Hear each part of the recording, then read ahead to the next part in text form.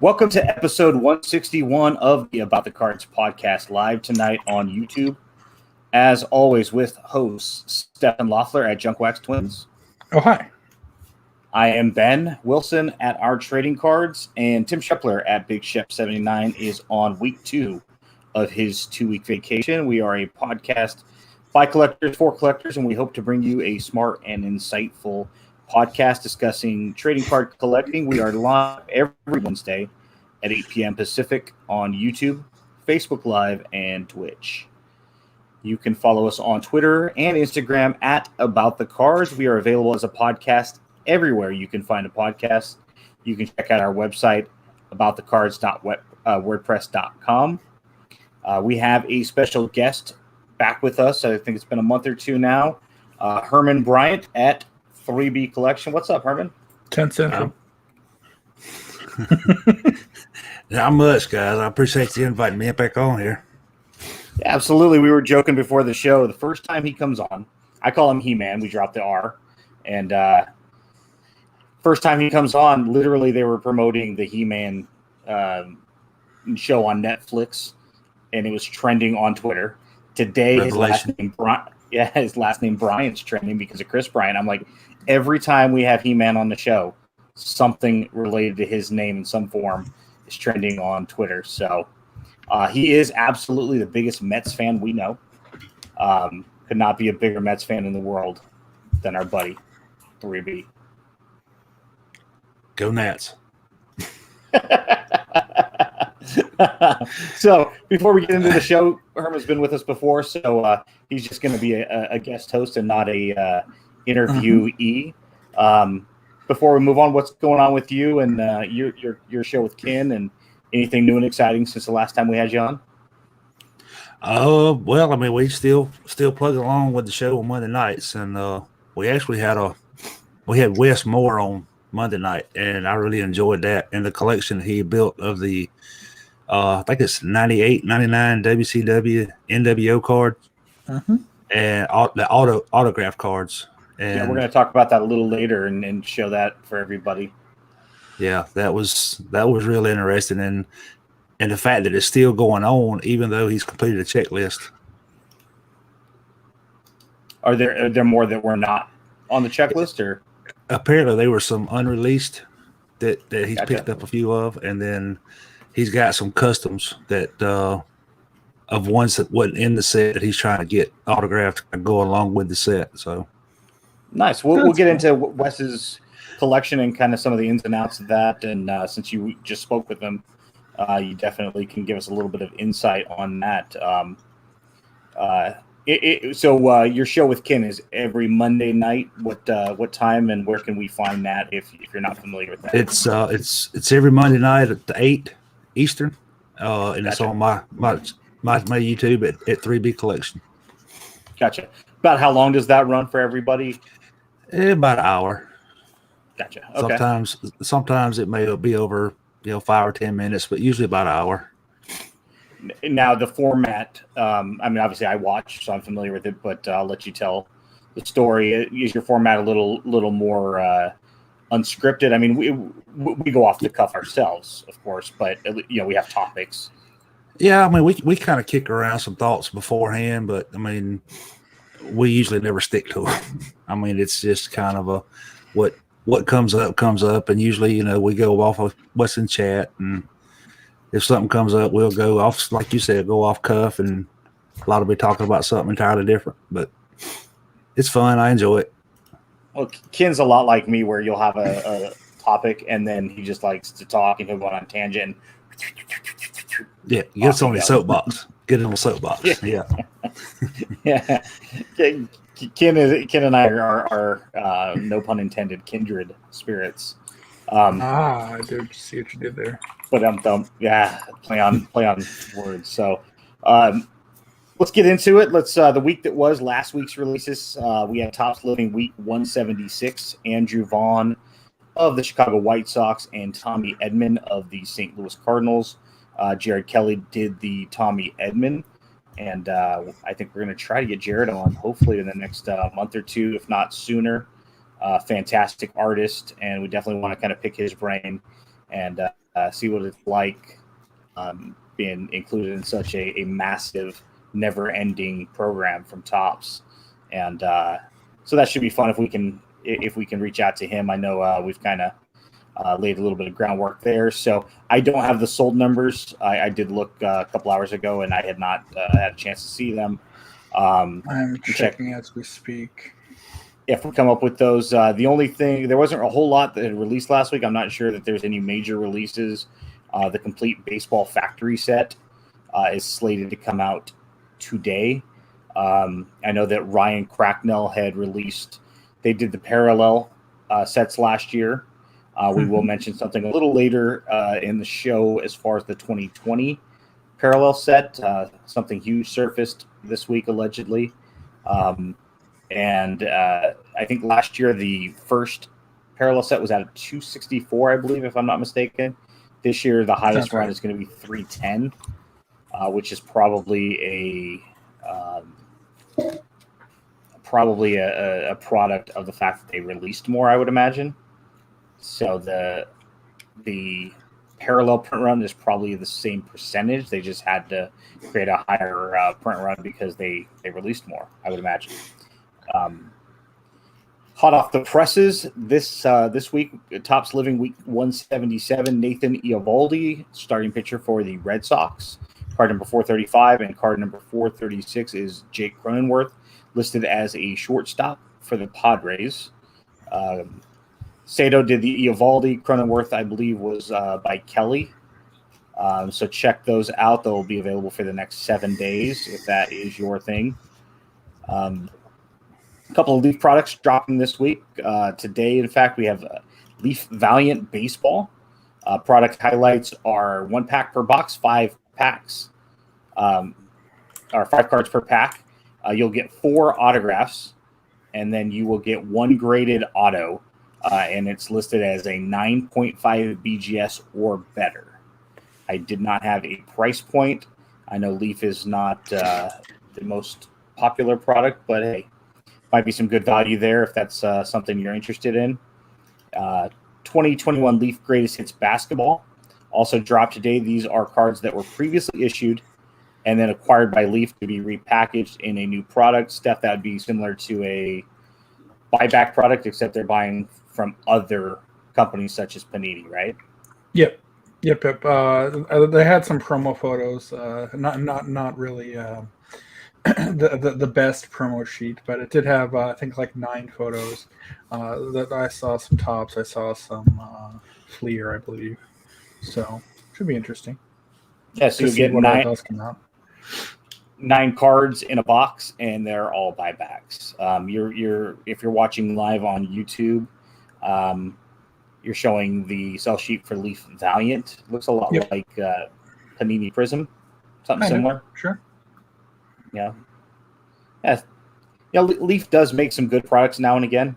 I know that it's unlicensed and it gets a bad stigma, but some of their stuff is decent. And Valiant, I believe I got a couple cards from previous years, if not mistaken, in my PC. For example, here is the sale sheet for the Leaf Greatest Hits Basketball. So you got Prison Zion, you've got Jordan Fleer, you've got Giannis, Prison, of course. Looks like Silver as well. Luca, looks like there's actually some Jordan rookies, which of course are going to be in none of your boxes, but and some other photos here and there. Yeah, we didn't have a price point as of the beginning of the show, but I would imagine this is not going to be an inexpensive product, especially now seeing some of the cards that are potentially included. It's probably going to be a very expensive release, but at the same time, hey, you're gambling on the higher end with this, and this is a buyback product of other products from other companies. So although Leaf is releasing it, not really a Leaf release per se. This is a last seen in 2018. This is a product for Uncle Rich. Hobby boxes, according to Cardboard Connection, $8,500.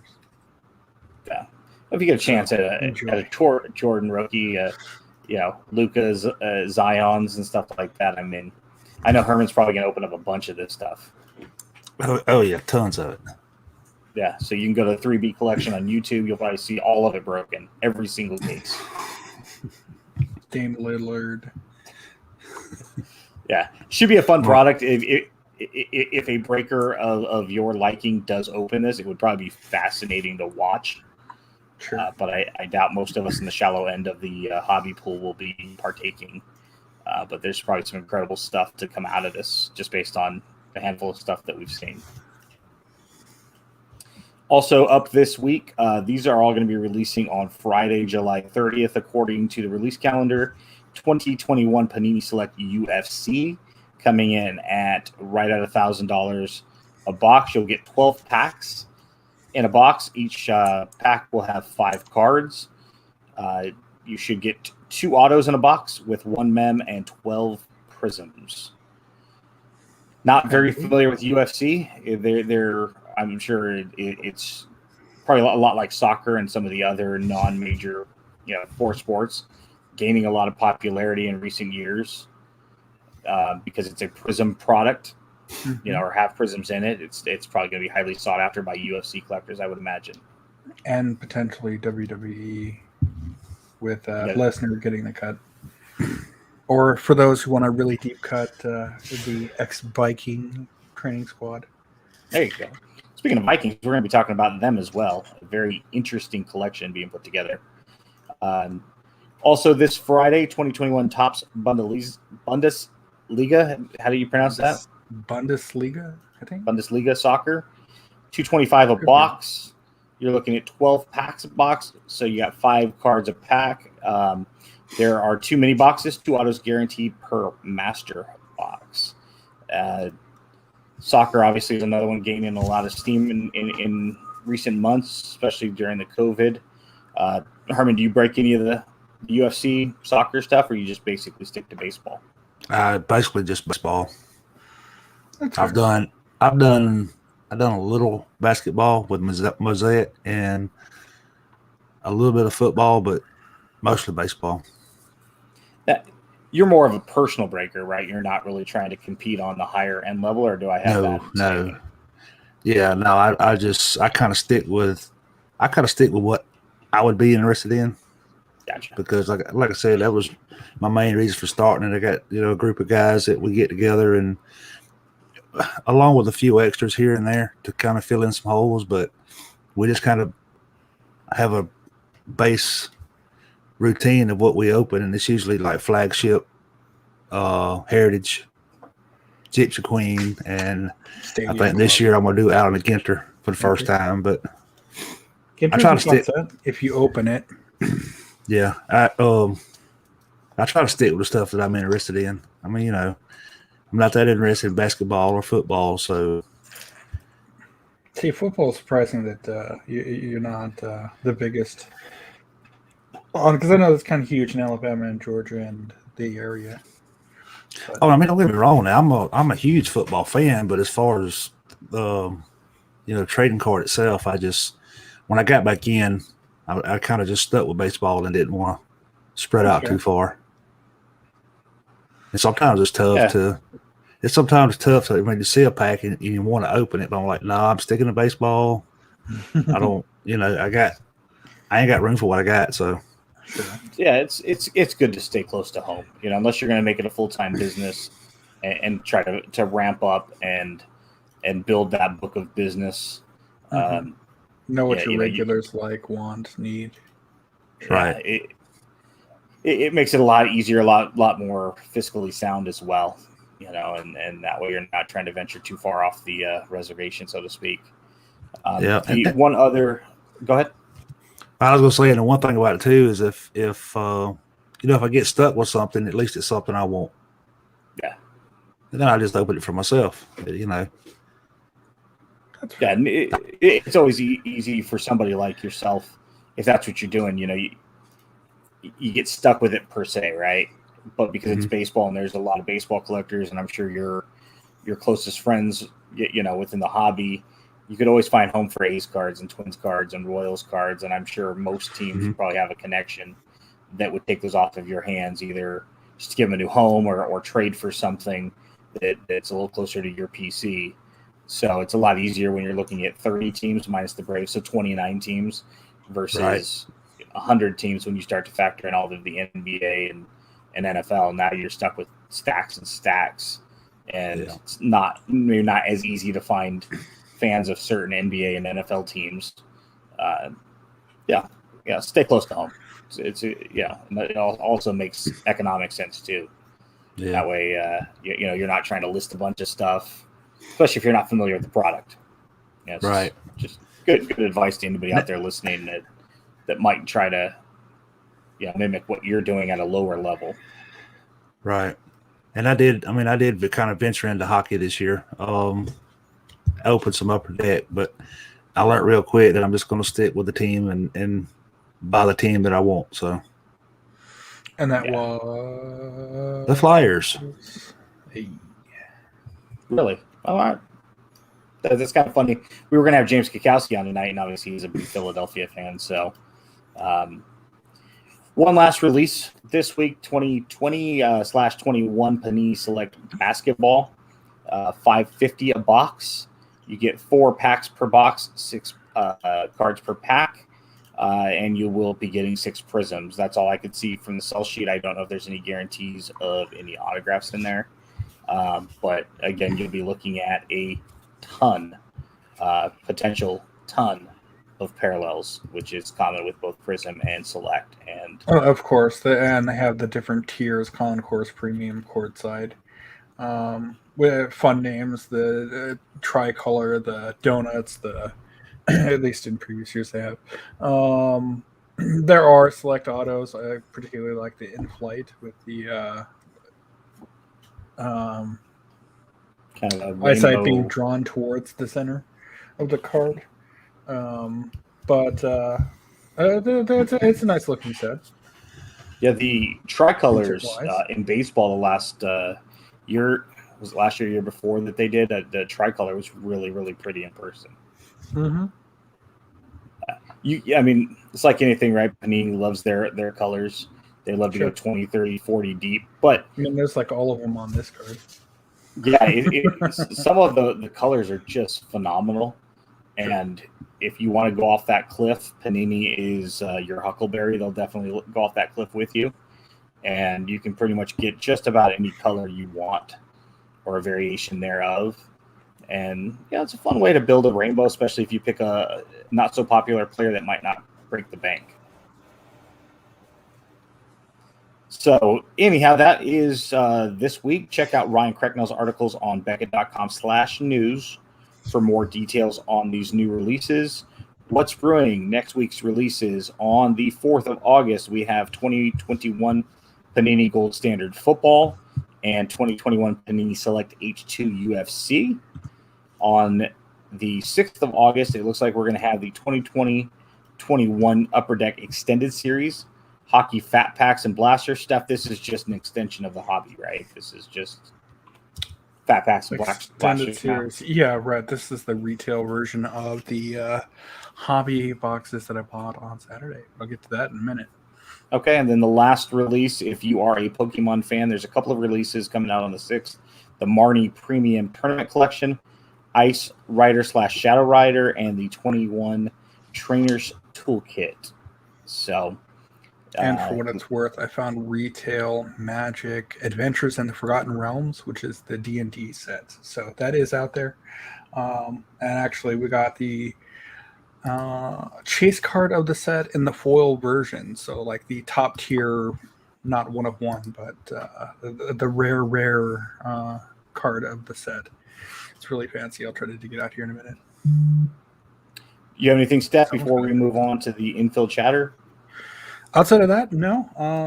I don't know if you guys saw it, but we were at a baseball game together, apparently. We were. So I'm watching the A's game. They're playing up in Seattle. So not even local to Tim and I. They're up in Seattle, and Sean Murphy's at bat. I'm like, I'll be damned. Steph, Ben, and Tim are there. So obviously, if you're looking at the screen, Steph is very obvious to point out. He's wearing glasses for some reason, probably trying to be incognito so that the other About the Cards fans in the stands don't see him. And right over Murphy's left shoulder to the right of the screen, if you're looking at it, there's Ben with his glasses and a white hat on. And sitting to his right, well, as you're looking at the screen, would be Tim with backwards hat. We're both looking over our shoulder at Steph, wondering why he's not sitting with us. Did you blame me? I mean, it was just awesome that there happened to be three gentlemen who looked, unfortunately, just like us, or close enough to where I was like, come on, that's incredible. Sorry, Heman, we didn't invite you to the game because we didn't know you were going to be on this week. So No, I'm good. Yeah, I'm good. Thanks, though. Here we go. I got from the box that was in. How do I push the thingy for the thing? Check that out. So it's a legendary dragon, but it's also foil. It's got quad head, 5 head actually. Nice and foily, does a lot of damage, and yeah, it's cool looking. And it does it pretty slick. So I got like a much chromium. like me and Ben, it has 5 head going on. That's why I cover mine up. So the infield chatter, hobby talk section of the show tonight, boys. I guess there's a kart show going on in Chicago or something this week. Perhaps you heard of it. The Nationals this week. I've not yet been. Herman, have you been? No, never. I have been 4 times. Lady's been 5. Would love to, awesome. But well, maybe you can go to Atlantic City next year. Or Chicago in 2023. It looks like it's probably just going to be going back and forth now that Cleveland's not in the rotation, unless Dallas or perhaps Los Angeles ever get in there. Vegas, maybe. Sure. Vegas would be an interesting one. So you guys excited to see the tweets and the videos and all of the celebrations and happenings that you're going to see on Twitter? Or are you closer to wanting to mute words and hashtags associated with it? Well, I mean, with work, I can't. I do have a certain amount of elevated requests, more so than normal via social media, but nothing we can't handle. And I did see one really cool box break that they did at the main stage. Mm-hmm. It was a late edition here, but the guys from Go GTS and StockX, I believe, partnered together to do a break of 2011 Topps updates. $250 a box. I think, $250 a pack, as we're pack. With Ivan breaking it on the main stage, of course. And yeah, I don't know if you guys saw the results of that, but it was a pretty nice box, apparently. Did they pull something special? They did pull a Trevor Plouffe auto. Nice. A Trevor Plouffe rookie. But that's not the one that everyone's talking about, of course. Oakland A legend. Just, like this, hide that, and then go about it. I think that's shared still. Yes, it is. Cool. So here's a picture of the box. Here's a picture of the Yeti that I have. Very, very identical model. And then, of course, go away, please. Thank you. Yeah, no, they got card number 53 of 60 for US 175, which for those of you who don't have that burned into your eBay search history, that's Mike Trout's rookie card. What parallel is that? That is the black. Gotcha. Ooh. So numbered out of 60.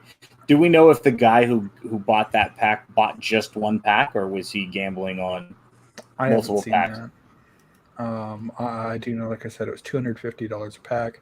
NPSA has it in their inventory to grade onside because they made a deal that they would grade if anything huge came out of it. Yeah, it did. It looked sharp.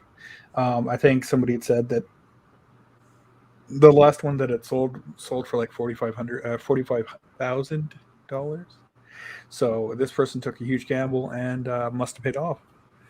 You would have to think came 26, 36 packs a box. So what? 250 by 24 bare minimum, $6,000 in. Yeah, ouch. You would have to think that this one would probably sell for more just because it's now going to be known as the national. Oh, sure. Black It's got trout. some notoriety to it, especially in that they did announce which serial number it is. So it'll forever have that stigma, that lore around it that this is like the Gretzky Wagner, regardless of the fact that Gretzky doesn't own it anymore. It'll be the national trout. Well, and words to the wise. Apparently, if you want to get a huge hit, you just have Ivan break it on the national at the main stage. Because a few years back, somebody and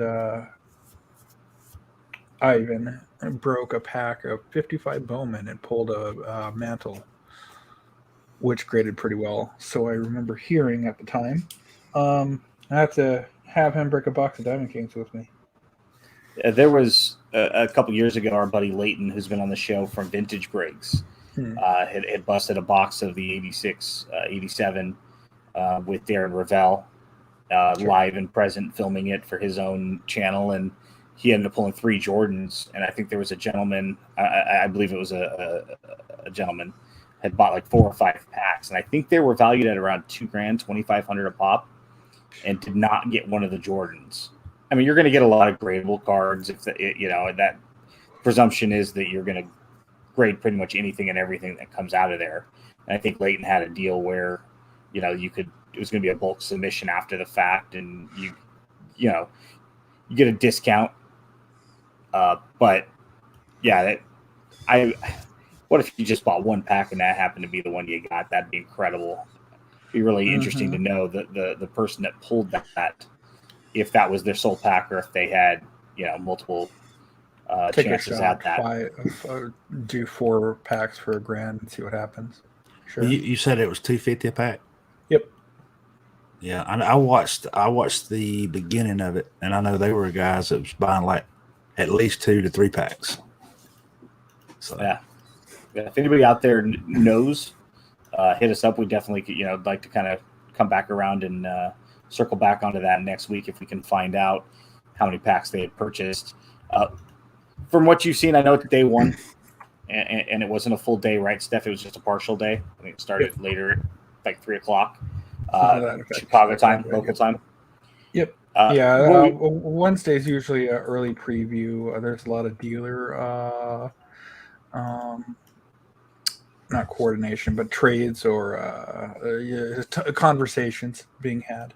However, the real show starts tomorrow, and more honestly, Friday, Saturday. So based on what you guys have seen respectively on social media or, from friends, what's the overall temperature of the national this year with masks, CDC state guidelines still in place?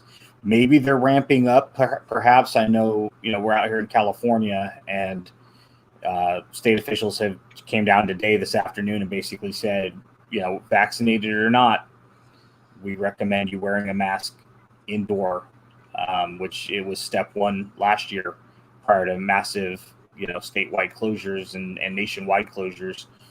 What's the temperature? You think people might choose to avoid it if it's more of a local thing? I live in Illinois or a state surrounding. It's a drive, not a plane. I'm good. I'll wait till next year. I mean, if you're living in Madison, Wisconsin, there's a lot of personals to that. Like if you're not necessarily the healthiest person, or if you have some people in a family that are immunocompromised, probably best to stay home. And I know we saw a lot of people that were planning to go and had all but booked their flights and everything else that pulled out at the last second. And that's unfortunate for them, obviously. But no, I mean, I see plenty of people that have booked. I saw a picture of when it opened and everyone rushing in. It seems just as busy as normal. And one thing I noticed too is it's like I didn't see anybody with a mask. So no. It'll be a interesting. Lot of men running in. Yeah, it'd be interesting to see what develops over the next couple of days, if there's any type of restrictions put in place by the governor. Obviously, we hope not, because that's not a good sign for the overall health of the country and the world at large. But, again, I went to an Oakland A's game 2 weeks ago, and on the way out, you had thousands of fans heading for the same exits at the same time, one on top of each other, in a state that's now talking about indoor mask restrictions again. And it's just, you're putting a lot of bodies in a very small, I don't care how big the convention center is, there's still limited space. And especially towards the entrance and exits, because look at this. Alt tab to the right window. Where'd the window go? Yeah, this video, the first couple of people running in there, it's like, where are you running? I had commented, it's a good thing that they got all that practice at Target throughout the year, because now it's coming in. This is their first Olympics. Woman. Okay, so there were a few masks in there, but it's not. There's the second woman. There's that guy. That guy has a mask. No, never mind. That's a beard. There's the third woman. I mean, you could count the amount of masks on a hand. And this video is what, about 40 seconds? 40 seconds long. Yeah.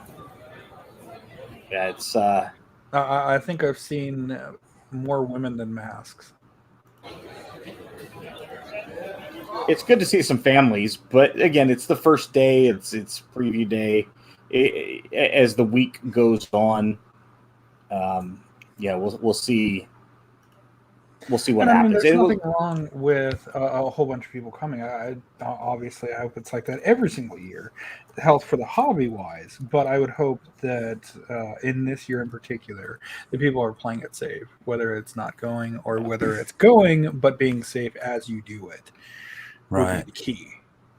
And I think a lot of people were speculating on the purpose why people were running in, and I think as the day developed and 4 o'clock hit, 5 o'clock hit local time to the national, you started seeing what happened. By the end of the day, PSA halted their promotion to grade there at the show because they already hit their max number.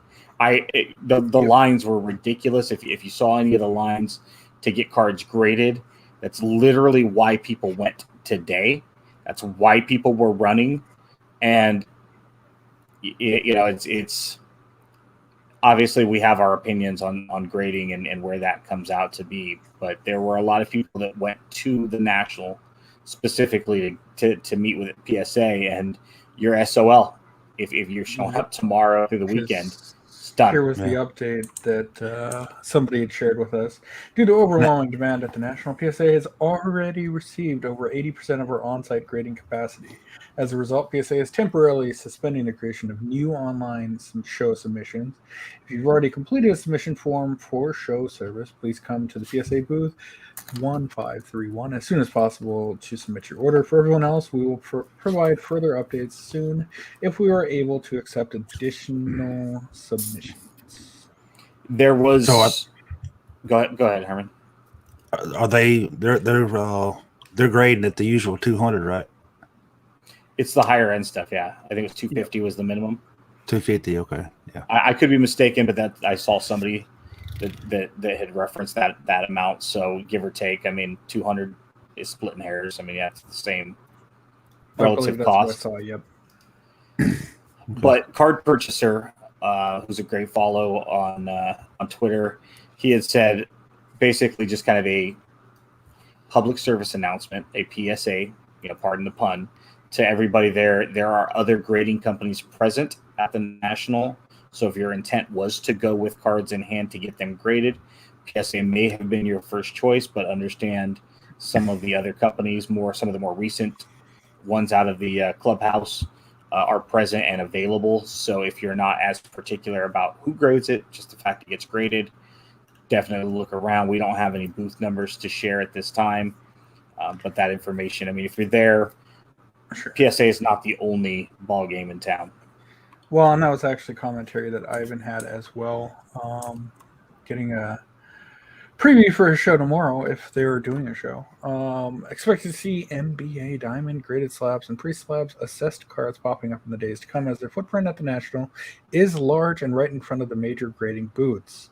I do believe this is Mike Baker, former PSA grader.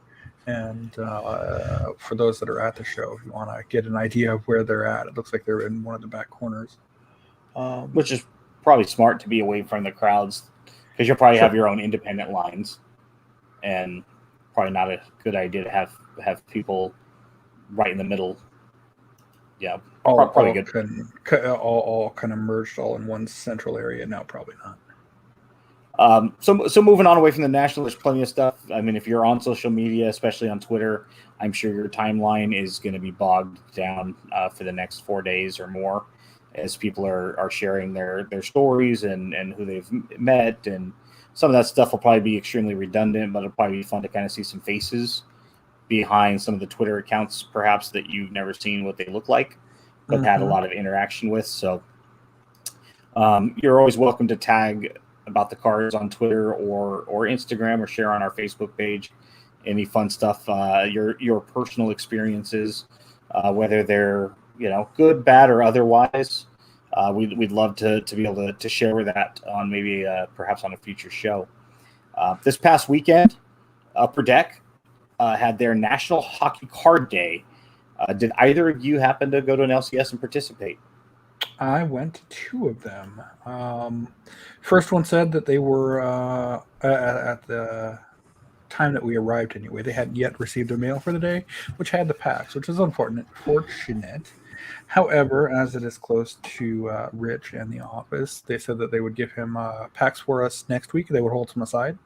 Nice. And deliver them to Rich for him to hold on to us, or for us to pick up ourselves if we come up, because it's a 45-minute drive for us, but it's a 5-10-minute drive for Rich. Convenient. But then the second shop we went to, and we bought a hobby box of extended series at both. The second shop we went to had packs available, and they gave us each 1 pack each, as per the promotion. And I mean, with the hobby box, it definitely helped, because we'd heard some stories where people were asking to at least spend $10, similar to how Topps runs National Baseball Card Day, to get their pack. I'm good with that. I mean, and that's fine. I mean, that's the hobby shop's prerogative, I suppose. I'm trying to pull up my pictures of the cards that I got, not from the hobby boxes per se, but from our National Hockey Card Day packs. I did like that of the 2 packs that we broke, there were duplicates of 2 cards. So I think there were 6 total, but it kind of promotes trading. If these were to have gotten separate, I got 2 Patrick Kanes and 2 Gary Sutters, as were. Here we go. Show my picture. Boop doop. So Dylan Cousins, Lafreniere, the rookie moments, and the base America's rookies. I also got Kirill Kaprizov's American rookies, which was a huge bonus to me. Knocks down 1 of 2 that I had to pick up. Patrick Kane, like I said, duplicate, Dave Pasternak, John Van Beesbrook, Scotty Gomez, and 2 Gary Sutters. Rich, if you hadn't figured it out yet, yes, I did intentionally leave those on your desk. Those are yours, bud. And it's a great set. I love the promo, and we did pretty well in our extended series boxes too. So it's a nice, nice weekend getaway, if you will. Yeah. I didn't get to pick any up. My OCS, he's only been open for like a month or 2, and he hadn't really got in with a yet. So sure. I follow, I don't know the gentleman's full name, but Wayne's Sports Card and Collectibles, based out of Edmonton, Alberta in Canada. Mm-hmm. And he seemed to have a full LCS and a successful rollout. He had a ton of pictures and highlights of the event on their Facebook page. I couldn't log into Facebook and scroll my timeline without seeing him posting pictures of the line out beforehand and all of the giveaways. I mean, he had jerseys, boxes, packs, autographed 8x10s. If you're on Facebook, give Wayne's Sports Card and Collectibles a follow. It's not an endorsement of him. I don't know him personally, but the promotion looked like a great success. Granted, he's up in Canada where the temperament and passion for hockey is considerably different than other parts of the United States. We have our regional areas. It's just it was really cool to see a promotion like that have so much love and success. So good for Upper Deck, good for Wayne's Sports Cards, and follow up. You know what I really like to see? Our buddy who we need to have on the show much more often, Nick Wasika, had shared a picture of his box breaks and his packs. But in addition, his kiddos got a pack each. That's awesome. And, I don't know if Upper Deck was looking for a photo to show off as far as their promo and what it's supposed to do and what it's supposed to elicit, but this is definitely top tier. Anytime you have pictures of kids with cards in their hands, it's a phenomenal picture. And even better when your dad's a photographer. Poor kids, they've got to deal with that every time dad wants to snap a picture. I tell my little chuckleheads, I'm like, hey boys, picture time. With them, it's like, oh, dang, it's got to be professional. Can't make dad look bad. So yeah, we'll have Nick on again soon, perhaps in the next couple of weeks. It's been a while since we've had him on. We'll find out what he's up to, and he's always a fun interview and guest host. And he knows hockey, so that's a bonus. Yeah, we've talked a lot of hockey recently, man. If you happen to participate in a National Hockey Card Day event at your LCS and you have pictures or stories, please tag us on Twitter or Instagram. We'd love to see the pictures, and we'll shoot a couple out in the next week or two if you can get them to us. With your permission, we'd love to share in the excitement surrounding that promotion by Upper Deck. Absolutely. Sharing here the boxes that I did break. The Young Guns, of course, but then I also got a French text, Jan Loops, which was kind of cool. There's 4 photos per, right? So you have the 0506 Retro, which are cool. I got 2 rookies. Vitek Vanasek, which I believe is the goalie that Seattle had taken in the draft just the other week, as well as Condre Miller. I got a clear cut, which are really cool. On 2 for 3 this year on releases as far as getting a clear cut. But the Young Gun ones in particular are really cool looking in that it's clear cut. So like the border and the photo, if you held up to light, you get anything in the background. It looks really cool. Some of the ovation, the reflections, the dazzlers, of course, are my personal favorite insert of the year. I have one to show off here in a bit. The victory, I thought the top border would be a little bit bigger to match the 99 victory set, 2000 victory, which year that was for the design, but still like it. No complaints. I did score 4 rookies. Unfortunately, not Jason Robertson, second in the Rookie of the Year / Calder Cup, but he got his brother, so kind of cool. Nice. Some serial number cards, which came in my boxes as it loads. Gabe Velarde and Connor Hellebuck. These are kind of similar to their like late 90s numbered to 399s type inserts.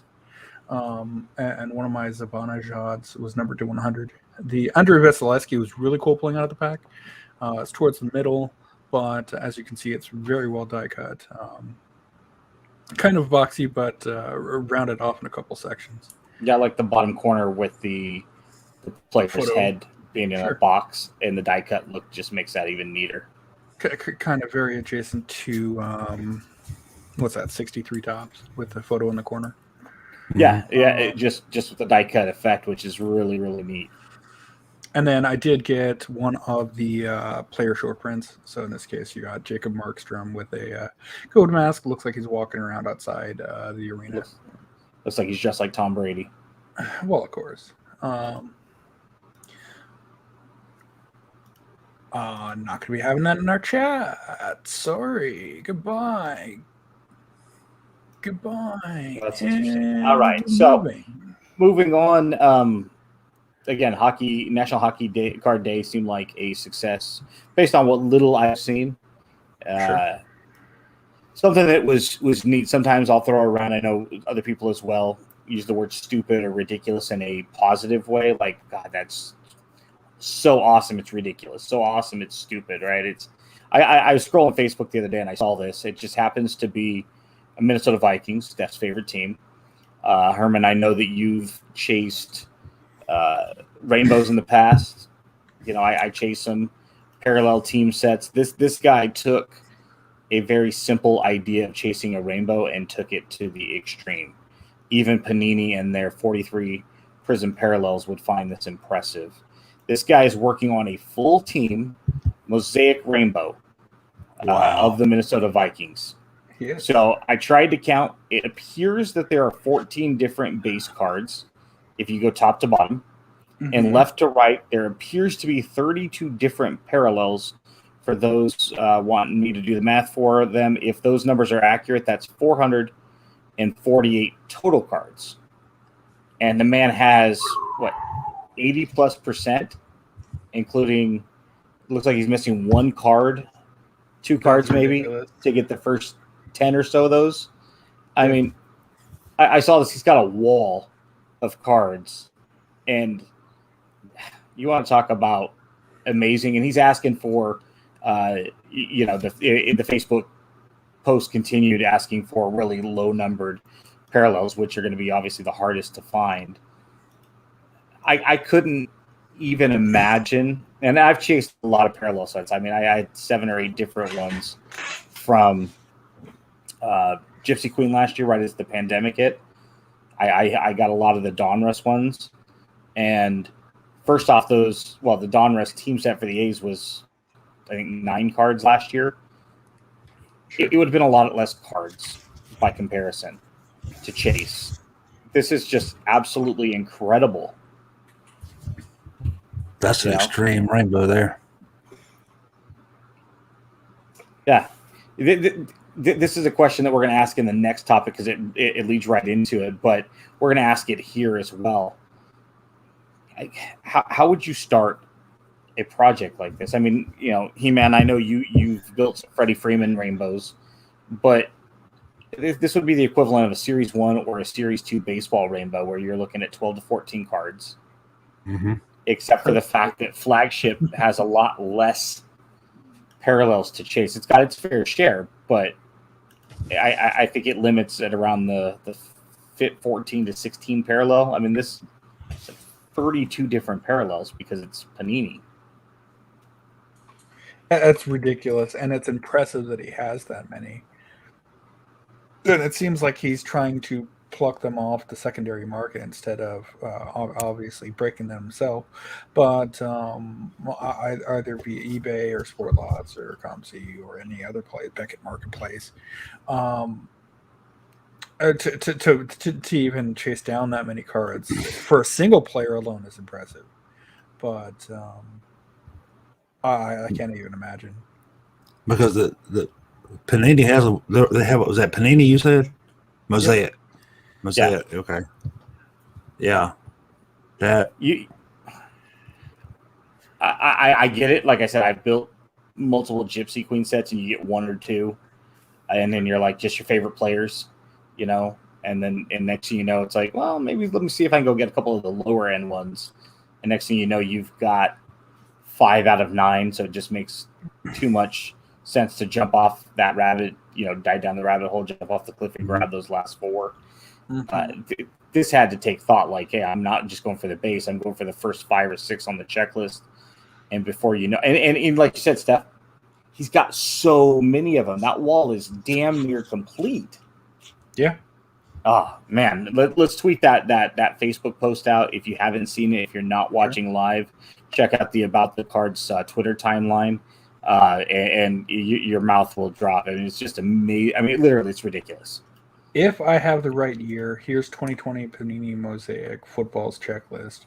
Mosaic, blue reactive Mosaic, camo pink Mosaic, Genesis Mosaic, gold reactive Mosaic, green reactive Mosaic, orange reactive Mosaic, peacock choice Mosaic, red Mosaic, silver no huddle Mosaic, white sparkle blue Mosaic number to 99, fusion red choice Mosaic, blue no huddle Mosaic, purple no huddle Mosaic, purple Mosaic, orange fluorescent Mosaic, white Mosaic, gold fluorescent Mosaic, pink no huddle Mosaic, gold wave Mosaic, blue fluorescent Mosaic, gold no huddle Mosaic, pink fluorescent Mosaic, black gold choice Mosaic, black Mosaic, no huddle, black Mosaic, and Nebula choice Mosaic. That's a mouthful to say, let alone to try to chase down. And there's That three just- 1-of-1s per player. And as he's chasing down the Vikings, makes your head hurt just Cousins, Adam looking at the Thielen, checklist. Dalvin Cook, Kyle Rudolph, Adrian Peterson, Randy Moss, Danielle Hunter, Justin Jefferson, Kirk Cousins, Pro Bowl, Harrison Smith, Pro Bowl, Justin Jefferson, and NFL on debut, not NHL, and Hall of Fame. Two Justin Jeffersons, you Moss. figure those are probably going to be a little expensive. Sure. I don't know Randy Moss and Petersons. There's enough name value on there that you would have to think not all of those players are going to be easy to collect. No. I mean, arguably, probably the Danielle Hunter is probably going to be the cheaper one of the group. Harry Smith, huge fan, Kyle favorite Rudolph. tight end. Sure. Kyle Rudolph, sure. Adam Well, Thielen, I mean, good player, but not probably highly sought after in the hobby. Sure. I'm assuming they made every parallel of every player. That's what they seem to be going off the assumption of. Because I know, like with tops, not every player gets a clear. Sure. Well, Panini's good about that too, where in some sets anyway, where this player is in this insert line, this insert line, this insert line, but not this one, not for this color number, not for this parallel. But I believe for Mosaic, everyone is included in every parallel line. Man, kudos to you, my friend. Incredible hobby accomplishment, but at the same time, what a headache. Yeah. Better you. We will live through you vicariously. Leads into something we mentioned at the top of the show. Herman had alluded to another quest, this one perhaps complete. Many years, many dollars at Real Westmore. Westmore tweets, he's completed the 1998-1999 101 card set Topps WCW NW auto collection. Again, my goodness. Wow. I mean, the journey. How would this is the question I think that when we see something this impressive, how would you start a PC project like this? Would you go for the cheap or the expensive ones first? If you decide before I have zero cards and this is what I want to do, what would your chase be? Would you start at the top or the bottom of the financial checklist? I mean, I would hope, personally speaking here, I would hope that you look into one of the top 2 or 3 and then just kind of go from there. Whether it's if you're buying the singles out, okay, this guy's only worth $2, $3, $5, $10, versus picking up someone like Ric Flair or I'm not saying that he's in here, but wrestlers that I know of, Sting or The Rock or whatnot. It looks like there's. Yeah, I think he said Ric Flair is not in that set. Is he not? He was one of the unreleased because of they didn't get the cards back in time or something. Okay, or like Lex Luger, huger name versus someone like Damien. So, Heman, you had him on your show with Ken on Monday night discussing this. There were also 3 cards, I believe he referenced, that were unreleased. Is that correct? So there's technically 104 to complete the overall checklist. I want to say that he, as well as I remember, he said there was others out there that was unreleased, but to actually find them and get them was going to be Next to impossible. Sure. But he considers this a complete set now, though. Hey, well, according to the checklist, it is the complete set. Gotcha. Now, this set's now 20 plus years old. Mm-hmm. How what type of a timeline would you put on yourself to pursue a project like this? Lifetime achievement kind of a thing? Just eventually I'll get them all? It would have to be, because I didn't realize until we got to talking to him what the price of some of these are. Can you give us an idea of that? Are we looking at $100, $200? For some of the lower end. Really? I had mentioned that I like the Goldberg one, and I want to say he told me it was somewhere in the neighborhood of $800 to $900. Wow. And I actually jumped on eBay and was looking, and I think a PSA 8 autographed of Goldberg was like $2,200.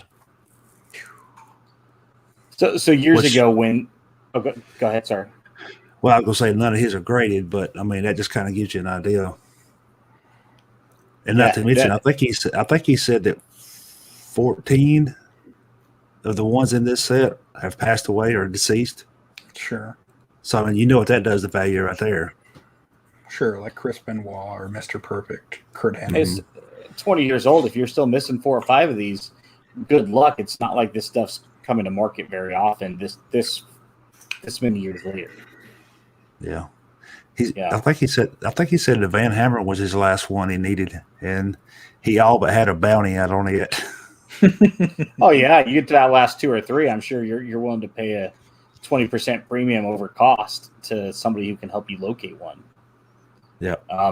Yeah. So my wife was a huge fan of Sons of Anarchy, and when season 1, season 2 came out, I started collecting some of the autos for her, and I really wanted to complete the motorcycle club. She's a big Ryan Hurst fan, so I had to have Opie. Obviously, Jax Teller, big Charlie Hunnam fan. What woman isn't, right? I mean, he's a guy's guy kind of a thing, and so I wanted to piece together all of them, and I was getting close. Unfortunately, they didn't do Mark Boone Jr.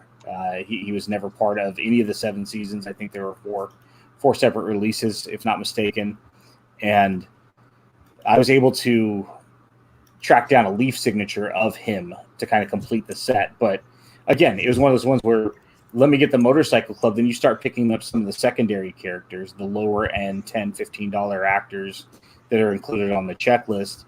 And before you know it, you've made a decent run at it. And with all the series, I think I'm close to probably got 70% of all of them, including some of the variations.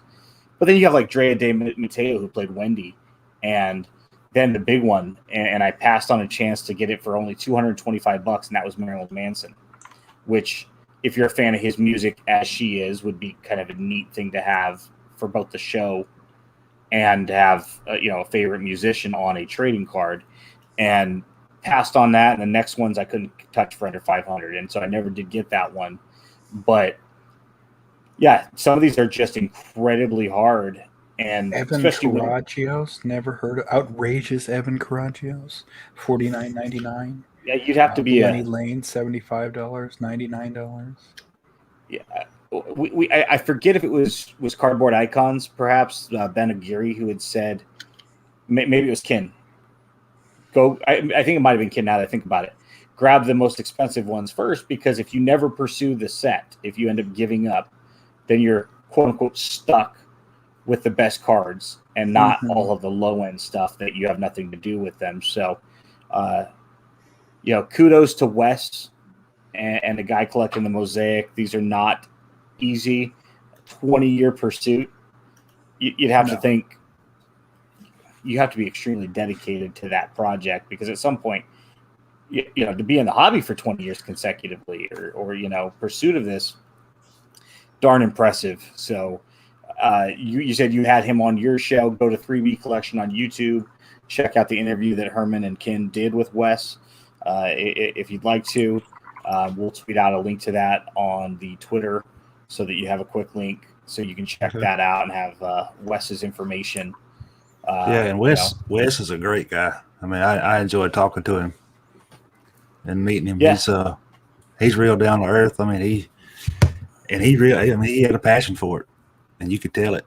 Got to, man. Especially, I like I said, the Sons of Anarchy one, I was $80 to $150 on a couple of them, and I was like, man, because I'm looking at that like that's Oakland A's card money. How much does my wife really, And then she started getting into The Walking Dead, and I started looking at the prices of that. I'm like, sorry, we did Sons of Anarchy, and we're still missing some. We're not doing a whole nother show that has probably a much deeper cast. I forget the name of Vampire Diaries. I got her some of those 2 years ago, and there was a whole set of 24 autos, I believe it was, including the 3 main Vampire Diaries characters, and it was like $1,500. And I'm like, you know what, honey, you can have the DVDs. We're not, yeah. if she was a collector, by all means, I'd be all in it with her. But just to kind of get them home and go, hey, that's neat. I'll get her an 8x10 of Ryan Hurst, and she can throw it on the wall. You can have a photo of the thing. I did post a YouTube link to that show. If you guys want to check it out after the show, of course, please stick around. You guys can do so then. Yeah, absolutely. That would be fun. I've not seen it myself, but now that we've talked about it, I will definitely be probably on my lunch break tomorrow. I'll be checking it out. Jason Howarth of Panini tweeted out, Panini next in line. Stay tuned.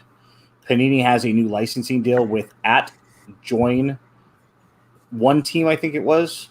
I think I might have put Join On Team in the notes. The marketing rights firm founded as a joint venture between the NFL, Major League Baseball, and Red Capital. Panini will begin making physical and digital cards of college athletes soon. Is this a new wave of the future of the hobby? Is this a sustainable thing, do we think? Is this something like NBA's Top Shot or NFTs where it's more of a something we can do right now, flash in the pan? What do you guys think? Is this something that we'll be seeing and talking about 5 years from now on the show? I would definitely think that this is for the short term, as before they can get the press time and press is running, that this would easily be a very great digital product, whether it's through some sort of card trader app or whether it's through an NFT or something to that effect. But I definitely see this eventually moving into the physical market, just because Panini obviously made a huge chunk towards a consolidated player listing. They're paying for the name image license for these guys, and I can easily see them want to move towards producing these cards, whether it's the the college juniors and seniors that mostly get featured, or if it's the incoming freshmen that they want to get, because I mean, it's Panini. They've had Team USA sets with 12U guys, but that doesn't mean they're going to do it for these upcoming sets. And I could easily see in 5 years that they're just going to keep producing the top guys. I mean, we always hear. I mean, the NHL draft got very little press. I think it was on like ESPN 9. But the NFL draft is a huge, major event. It gets multiple days press leading up to it, if not weeks, months. It's going to be huge. You're going to be sets, pre-draft, draft, prisms, upcoming draft. Well, now you next get in line draft. Yeah, now instead of getting them in their college uniforms, you get them in their high school uniform. Sure. Not shades of 92 Bowman. I can't see this stuff sticking around long term. It's for right now. It's something new. Yeah, hey, good for Panini for jumping on the bandwagon. I know, Leaf was going to do something with the NILs. NFTs were cool. NBA Top Shot was cool because it was new and people were making money. And now it seems to have died off a little bit or altogether, and it won't be around. It'll be exciting for a while, and then the hobby has an attention span of a goldfish. They'll move on to something else, and the reason is because there's always something else. Yeah, and I mean, to be that into it, you figure after a player goes through 4 years of college, I mean, he's had some national TV time, he's had some attention on him. Everybody knows who he is. Not everybody knows who a kid coming out of Hartland, Georgia is going to play in North Carolina, or they don't know who he is. So, I mean, how much attention could it really get? Well, in 3 years from now, when we care about that guy, right now he's had a really good career. Well, yeah, then you go back, yeah. And can you find it? You know, it just seems like a really good idea. We mentioned this before. Conceptually, we'll have to wait for the rollout of this, but it's all in the execution, not the conceptual idea. So, hey, stay tuned as Jason suggests. And if Jason wants to come on the show and discuss it, we'd be more than happy to have him on the Talked show. to him a couple times at the National and a couple other places. So, but yeah, love to see him again. Love to have Jason on or Tracy. Mm-hmm. So Beckett BGS specifically is added again. If you remember back, it's probably been a couple of months now. We talked about some cards getting lost in the mail. I believe there was a low number Joe Burrow and an additional card that was PC items, I believe, that got lost, and they offered money in response. Thomas White at T17 White tweets out. Steph, you want to read that? Sure, I got it pulled up. Frustrating that Beckett on Beckett's Grading's Twitter handle shipped my 2 cards valued at over $18,000 to the wrong address. Located cards on my own. Drove 3 hours round trip to collect and was not offered an apology or refund or anything. $600, 2 cards, and I had to go through this joke. Card purchaser. Okay, so we've seen multiple complaints about over the months about BGS sending cards back to a customer, but sending them to the wrong address. Luckily, in this case, this guy was able to recover them on his own, which leads into a slightly different conversation. My thoughts are, where's the quality control to ensure that these cards are getting back to the right address? A question for both of you. If tomorrow you're anointed QC manager for BGS, how would you create a process to eliminate these issues so we never have to talk about this on our podcast ever again? Well, so 2 things. One, from a customer service standpoint, that he chose to do this and arrange a pickup of his cards 3 hours round trip. That's on him. They probably could make some sort of accommodations to make up for it's their fault that it was 3 hours away. However, he didn't have to do that. That's on him to some degree. But at the same time, they did screw up, and they should open the wallet books a little bit, make some concessions. They were probably trying to contact the person who did have them, and it was just easier for these 2 guys to contact each other. That's on them, obviously. As far as making changes from door to door, there should be some sort of tracking, whether it's that you have some sort of QR code that you have to say, okay, it's now entered the opening stage. Okay, these are the cards that are available. Picture, boop, done. Yeah. Okay, now we're in the scanning stage. Scan the code, boop, picture, there it is. Okay, moving on to the next stage, the grading phase. I mean, obviously, you don't have to show your industry secrets or anything. Just picture of, boop, here's my keyboard, there's your card. Scanned. That way, if somebody, for processing updates, you can see wherein each and every timestamp something gets done. But also, whether they choose to make that available or not is another story, obviously. But that way, for your own purposes, you can see, okay, we see that it was done this, we see that it was done that, and then it disappeared from here. What happened? Or, okay, well, it was printed and set to go shipped. I bet you do. But we sent this guy 2 packages, and this guy got none, and then the guy after him got his regular package as normal. Okay, so we accidentally printed the same label twice. Yeah. There are certain things that a company can do to track this. A company this size has to have better procedures in place to avoid this. What about you, Herman? What would you do to create a process? Also, just want to say welcome to chat, Edel Batangan. Hope I'm pronouncing that right. Probably not. I'm sorry. But nice to see you. Get to catch the show live. The shift just ended. Congrats. Welcome off work, and welcome to chat. Yep. But yeah, I'm not going to pretend to. I know very little about grading, period, because I've never done it. I don't do it, and probably never will. Just it doesn't suit me. So, but the track you're talking about the tracking. I'm assuming they ship cards out with tracking, right? Oh yeah. So I mean, they were able to find where they sent the cards to. Yeah.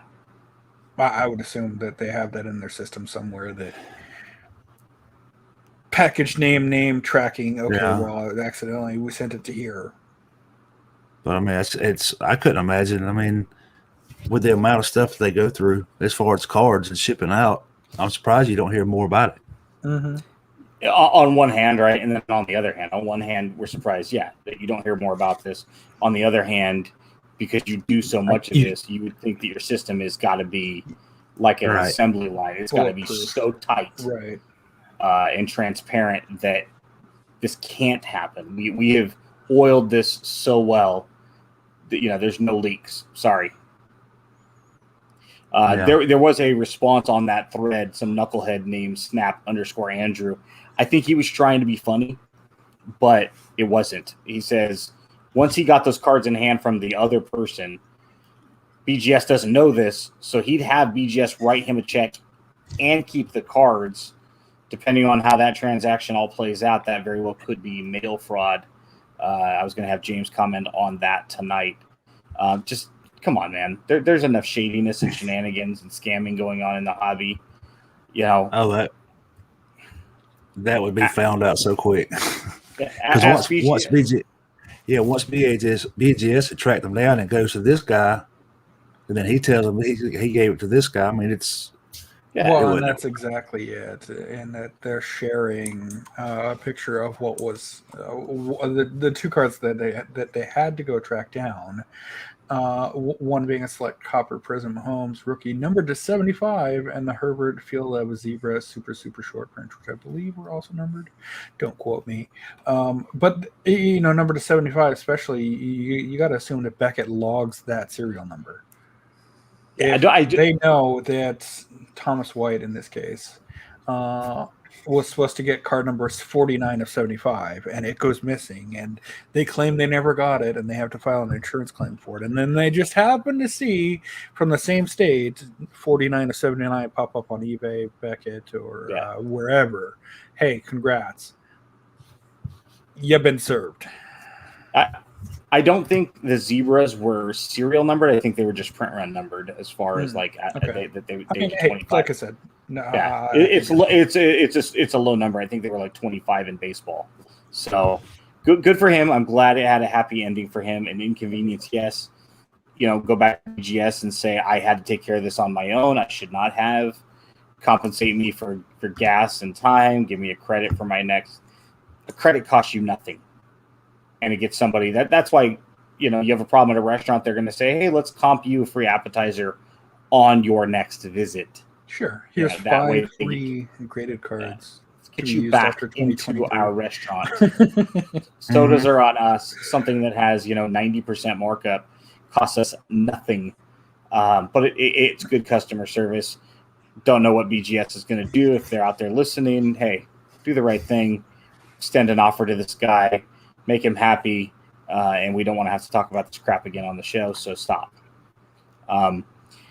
Interesting conversation came up this week. I thought it was a really maybe neat's the wrong word, intriguing topic to discuss. At Fishman77, Fishman spelled a PH, Fishman basically posed the question, if somebody posts a card for sale on social media, right, 3B collection, I've got a Freddie Freeman base card for sale for $1. And somebody claims that card with a take or sold. Ben responds and says, take. And then somebody else DMs that seller right around the same time. Steph says, hey, Herman, in private, I want that card. Give you your $1. So essentially, Herman, you've now sold the card twice in a relative short period of time. Who gets the card? The person that commented in the in the chat.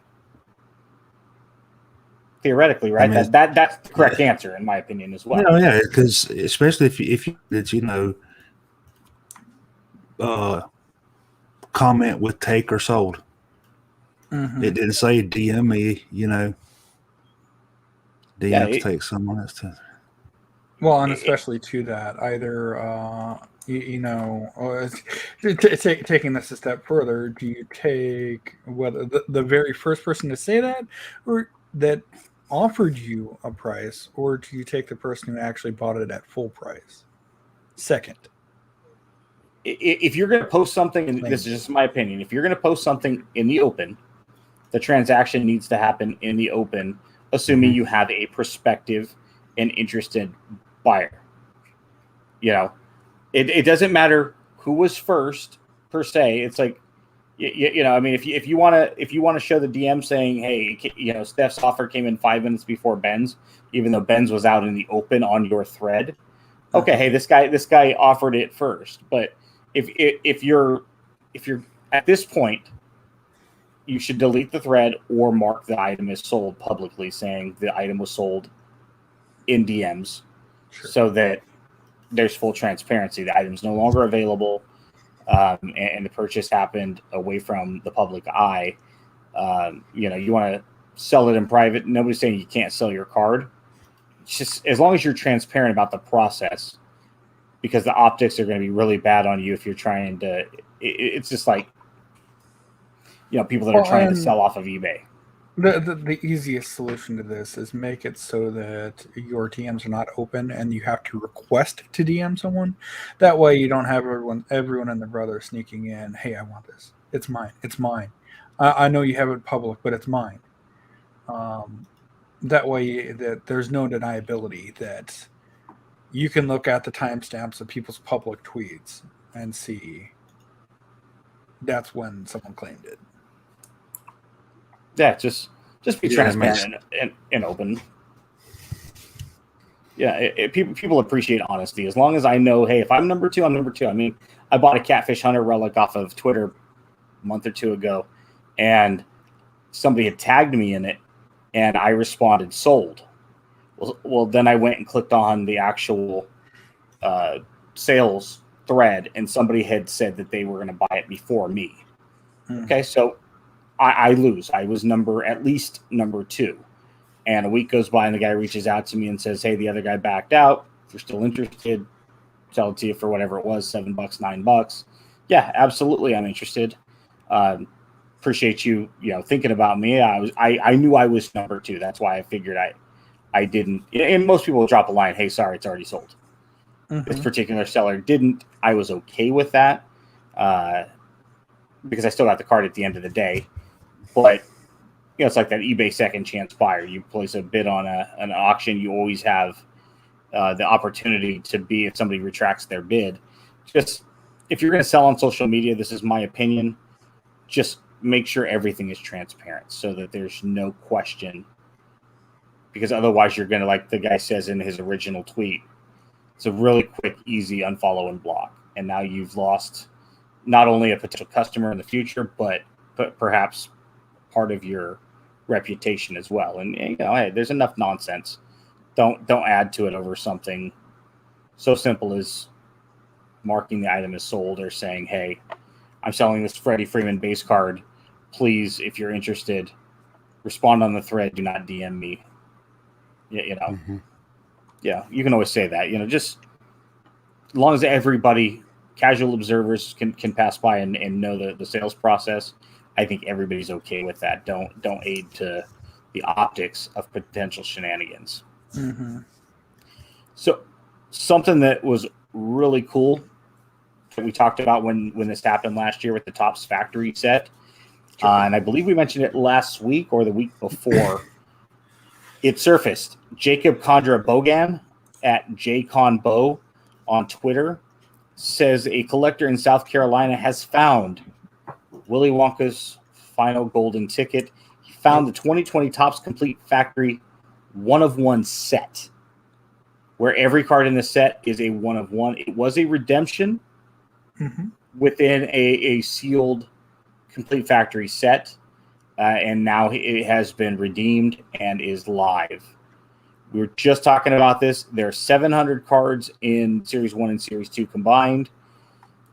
All of them one-of-ones. Sweet hobby. And gods. It looks like he is piecing them out. I need this guy's name. I got it. I got to have the Freddie Freeman. So what? Shot in the dark. What is the estimated market worth on the whole set? I mean, the Trout alone's probably. I mean, there wasn't all that huge of names as far as rookies. It's not like Mike Trout or anything. It doesn't include update. Couple grand at least, bare minimum. Oh no way! It's got to be. What do you think, Herman? I'm not saying it's a $10,000 set, but it's a grand or three, 5 maybe. If every card sold for $50, it would be worth 35 grand. That's assuming they do, though. They're one-on-ones. They're going to sell. They're going to sell for at least $50 each. And we're talking about. Yeah, they're one-of-ones. They're going to sell for $50 each. I mean, some of them might sell for $20, $30 on the low end. I doubt that. They're still one-of-ones. What do you think, Herman? I mean, for me, easily 6 figures if you sold this as a set. I'm kind of with Steph. I'm thinking around 4 or 5, maybe 6. Good Lord. I really thought you guys were going to be. Because, I mean, you got a bunch of. It's going to be $10 to $20 cards. I would think. One-of-ones. I think you'd get more money if you piece this off because you're going to sell all the big names.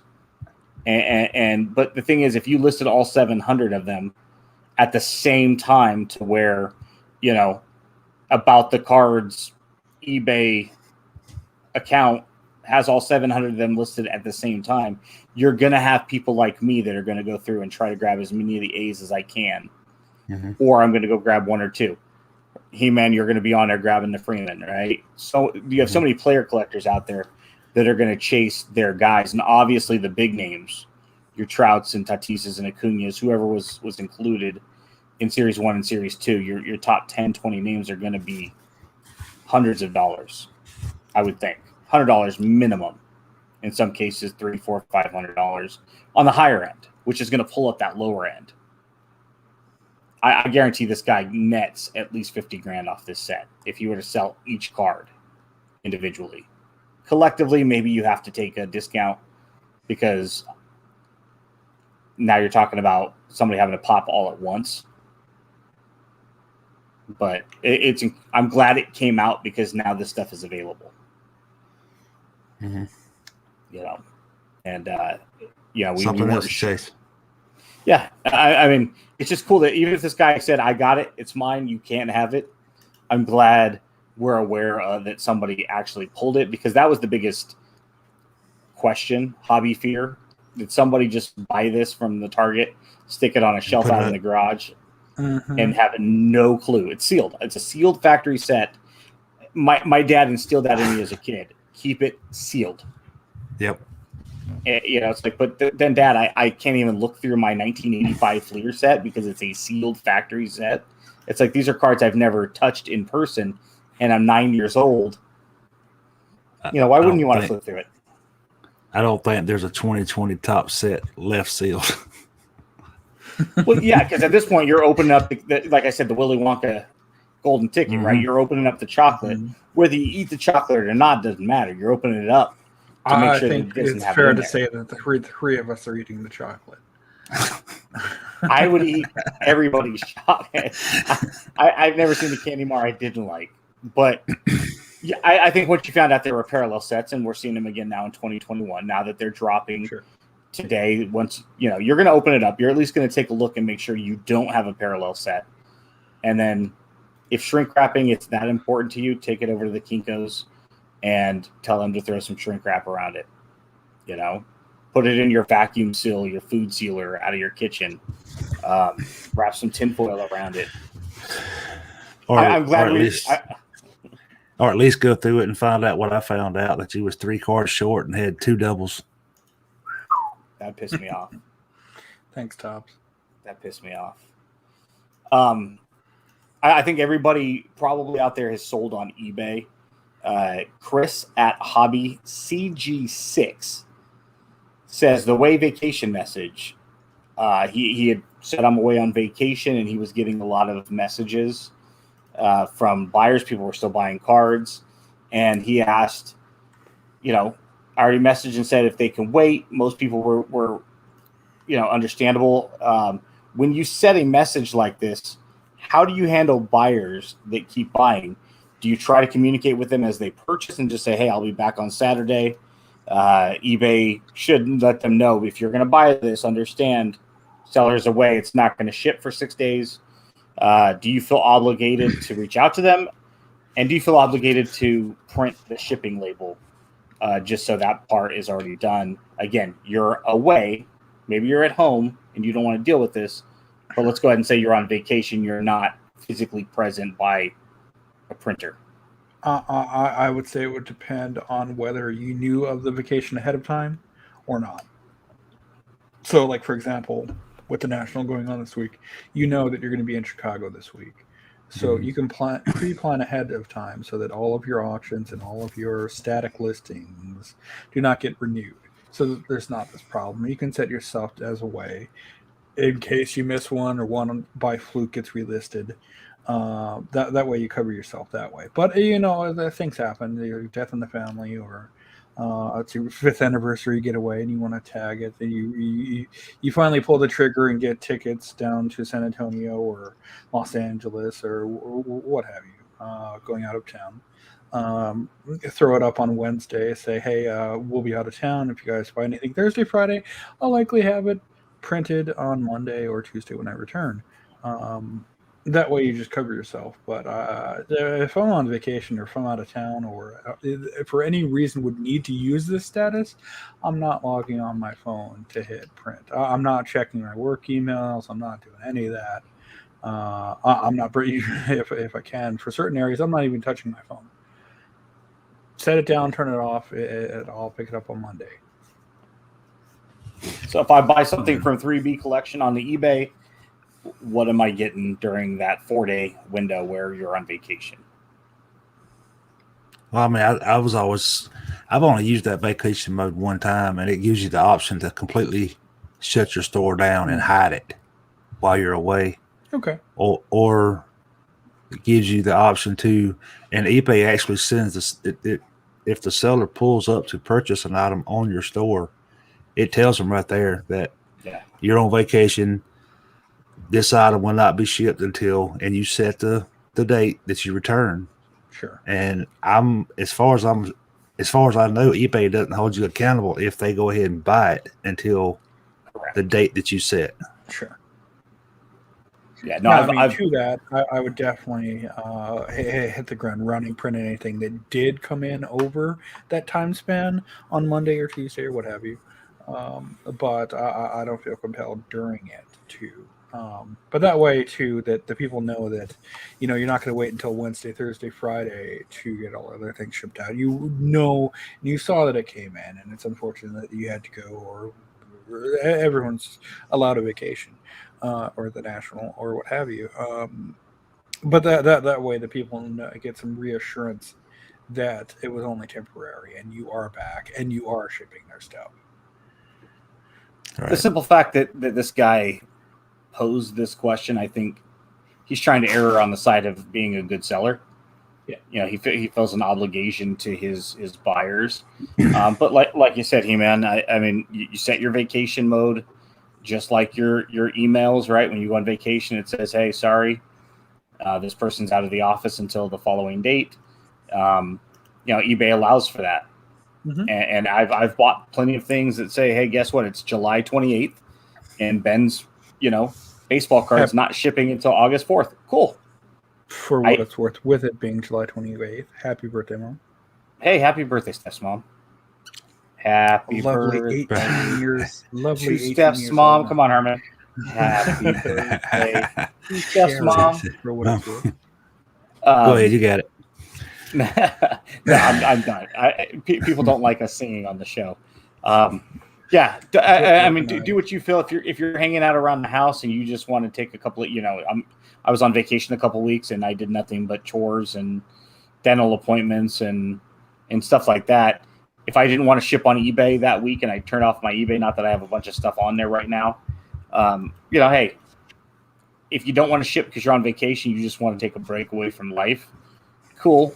Print it if you want, if you're available. If not, no big deal. Just make sure you've done your due diligence on your side and set your vacation settings appropriately so that eBay has your back and buyers are buying with all of the knowledge presented to them beforehand that, hey, this ain't shipping for 4 days, 5 days, 6 days.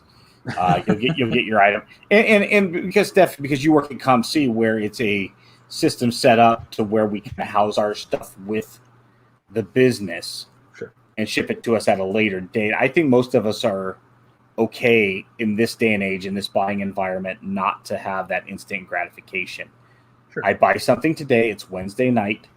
It's coming from New York. I'm in California.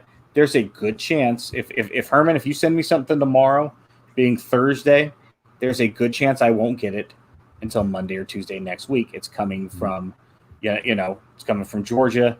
Cool. It's got to come across the country. You send it out Thursday. Friday, Saturday, Sunday's a dark day. I would imagine Monday at the earliest. If it comes up by Saturday, cool.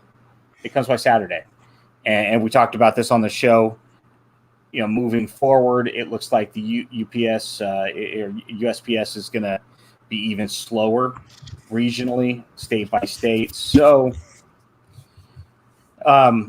question of the week came via Ben Wilson at Our Trading Cards. Came via Suze. What got stolen at the National? No. And the top answer being Eric saying the air conditioning. I think that was more tongue-in-cheek. I don't think that was a serious question. People are answering, check back every day. That was a fun question.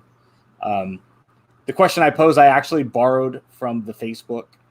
Every sports card collection should have... Okay. Tell me you're over the age of 40 without telling me your birth year. You just called it the Facebook. I call everything the. I'm going to the McDonald's. You guys want anything? I'm going to the kitchen. Everything's the. A couple of fun answers. Every sports card collection should have the 1989 Fleer Billy Repkin F-face card. Multiple people on both Facebook and Twitter had said that. Mark Hoyle said a Ted Williams playing day card. I also saw a Roberto Clemente playing day card. You could say Mays, Mantle. I did see in particular that Hoyle amended that to say Hall of Famer and or Hall of Famer of your team. I said playing that. Days. But I mean, he agreed to it. Yeah, he agreed. I think if your favorite team, a Hall of Famer on the level of Ted Williams, right? Yeah, one of the top 2-3 biggest names in your franchise history should be, in my case, Reggie Jackson, Ricky Henderson. You should have a playing days card of some of the big names from the vintage era to go in your collection. Perfect example. You get the at least one playing days, whatnot, from all of the Terry Cashman team by team song. So in my case, being Tony the Killer and Carew. Willie, Mickey, and the Duke. Sure.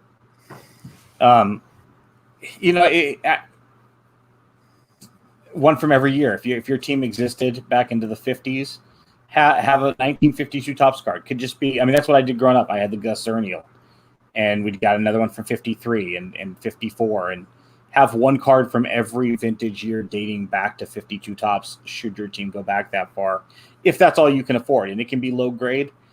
I think that'd just be really cool. You should have a representation for as many different years. Go back to 51 Bowman. You want to go to the 48, 49 Leaf. If you want to go all the way back to the T206, you can still get some for under $20-$30. Low grade in the Piedmont Sweet Caparol backs. Granted, I know a lot of people. I think everybody should have a tobacco card in their collection. Sure. A card with a story came from multiple people. A card that only means with a Kent Herbeck rookie card in it. Tape top loaders Card with a story, something that means something only to you. The 86 Topps Eric Davis I've mentioned is the card that got me into the hobby. What is your 1986 Topps Eric Davis that means just something to you and you alone? But it's your most, the quote Gollum from Lord of the Rings. My precious. It's my card. Every sports card collection should have a Short Griffey. Short Griffey from Ben Brown. And there's enough that were printed so that everybody can have one. Nick Fosspring said, a card you ruined as a kid. I got that covered. I think the best response came from Rob Junkus. He said, DM me for my answer. Which in other words is a play on the PM me for price. What do you want for that? PM me for price. So yeah, DM me for answer. Brilliant. Love that response. What do you guys think, Steph? I know you already said a couple. Personally, if you're a Twins fan, you kind of personally obligated to have Curry Bucket something special. Whether it be a ball, whether it be an auto, whether it be the rookie cards. Personally, I if you're looking for a closer connection, either an autograph, maybe really of your top favorite top 2, 5, 10 players. Every sport card collection, per se. Maybe one super nice card, whether it's a 1-of-1 booklet, triple auto, quad patch, or not everyone's just getting a Jock Jones bat relic from 2000 something or another. That's only retails for 75 cents. No offense to Jock Jones, great guy, seemingly. But yeah, no, something super nice, a showcase piece. And I do agree with Fosbrink as well. A card that you ruined as a child. So I've told the story before, but third or fourth grade, was maybe even second. Had a teacher who gifted me a pack. She said she knew that I was a huge sports guy, knew that I was a huge Minnesota guy, and she had her uncle, brother, cousin, twin gift her a pack that had 2 twins on it. I want to say Jeff Reardon. I know they were 89 tops. Tom Kelly as well, the manager card. And I still have them somewhere. Would have get rid of them for life of me. No, absolutely. He-Man, every sports card collection should have a fill in the blank. Well, I'm kind of right there with Nick Voss too. Like Steph said, you got to have your first card you earned as a kid. I mean, if possible, which I've got that myself. But what you got? What card? No, the 84 Murphy. I destroyed. I destroyed this card. I've showed it before. It's creased. It's got pinholes in it where I pinned it on my wall. It's got everything, but it's yours. But it's mine. It always has been. Either way, yeah, I'm like, I kind of like the idea of like you said, going back and having at least one card from every year of your team or your PC team, or I feel like that'd be a must. The Ripken. But I'd also say a Griffey, 89 Upper Deck. No Tony Gwynn. The beauty of this question is every sports card collection should have a, hey, that's personal to you. Something that means something to you. Everybody's answer is going to be both right, and I want to say wrong, because every answer is right. It's kind of fun to take a step back and go, you know what? If the person across the street decided tomorrow, hey, I'm gonna start collecting sports cards, what should I collect? Obviously, we'll go down a laundry list of but hey, you at some point you should pick up the following. 2 things to that. The first being, but wait, there's more. You should have. And I know it's not. It's not a sports card, but something I'd love to have in my collection, and I've tried to figure out a way to do it. But I would like my 2 main PCs are Freddie Freeman and Dale Murphy. I'd like to have a baseball with those 2 on the same ball. I mean, just for me. I don't know how I do it. don't know if I got one, if I'd want to take it and out and mess it up to get the other one signed or what. But I mean, it would mean that much more to you had you got it in person signed. But the Yeah, second yeah. thing, the inventor of said catchphrase, "But wait, there's more," apparently passed away today. So rest in peace. oh, Age 86. But wait, is there more to that story? No, that's what I said. Too- I mean, too soon, too we soon. could always add way too many answers to this. But wait, there's more. And don't be I that said guy. It was going to be, but unfortunately, he passed away. So Well, and that's why I like Mark Hoyle's answer about Ted Williams, but he's a Red Sox guy, and Ted Williams is his Sure. guy, and that's why I said Mhm. you could amend that to being, a Hank Aaron as a Braves Sure. fan. How about an Harmon all-time great Harmon if you're Killebrew, just a baseball Reggie fan? Jackson. Make it your marquee player or players that from your favorite team, from your favorite sport. Something to fancy to show off like this. This is one of the greatest cards as an A's fan, as a Braves fan, as a Cowboys fan, as a Lakers fan, as a Dallas Stars fan. Whatever your favorite team is from your favorite sport, you should have a marquee card, even if it's low grade, even if it's got the pinholes. I have a 1984 Dale Murphy, Topps Dale Murphy. It is probably in mint condition, but yours means way more to you in the condition that's in versus the one that I have that's mint as part of my 1984 factory sealed set because I couldn't open it and touch it when I was a kid. And that's really what the whole thing is about. There's no right answer, but it is interesting to see some of the responses because everybody's going to kind of come at that from, I think you should have this vintage card or that vintage card. Ideally, we'd all have a vintage card. Yeah, complete set of the year we were born. Everybody should have a 1987 Topps complete set in their collection because it's the greatest. You just said the same thing there. for some of us youngins. Anyhow, guys, any final thoughts before we conclude episode 161? I did tease it there. This is my this week's addition to the all-time home run collection. You got David Ortiz hit 534, 536 home runs. A booklet came up for sale, great price, just a little bit over the price of a blaster. Huge, nice booklet patch. It does mention the fact that he's in the home run club, and for the right price, I couldn't turn it down. And it's numbered to 99 on the back, and it's the first booklet for the home run collection. So how many more do you need for the next in line project? Are McGuire, Bat, a Mickey Mantle, and then for some reason, even more so than Melant, Ernie Banks and Eddie Matthews are harder to find relics of. Let me see if I've got a McGuire for you. I might have one. I don't know. Sweet.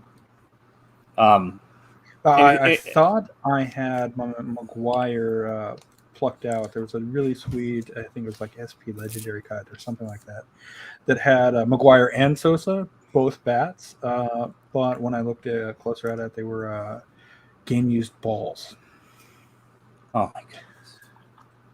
And had they been game-used bats, I would have picked it up for both of them because that's just a cool card, a cool concept. Hold on, Steph. Give me a minute. I'm a little teary-eyed here. I'll give you a second. There you go. One, and he's back. They were balls, not bats. Any final thoughts, Herman? Why don't you tell everybody where we can find you? I know that Sure. most of our listeners are probably familiar with you, but just in case they're not. You can find me on Twitter at 3B Collection. On YouTube, same as my Twitter is 3B Collection. Sure. I just want to thank y'all for letting me hang out with you tonight. I enjoyed it.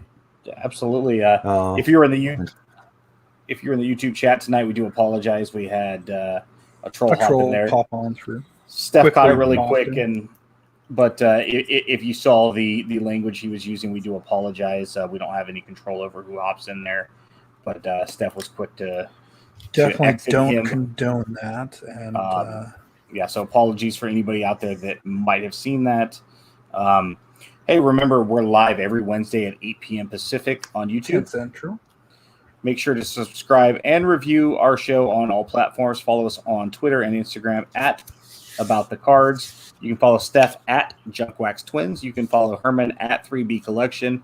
I'm Ben. You can follow me at our trading cards, and you can follow Big Shep 79, who is returning next week. Please share your hobby stories, great polls, send your questions our way. Keep collecting, and thank you for the support. And check out Kraken Wax's Ginter charity giveaway as well. Have a great weekend.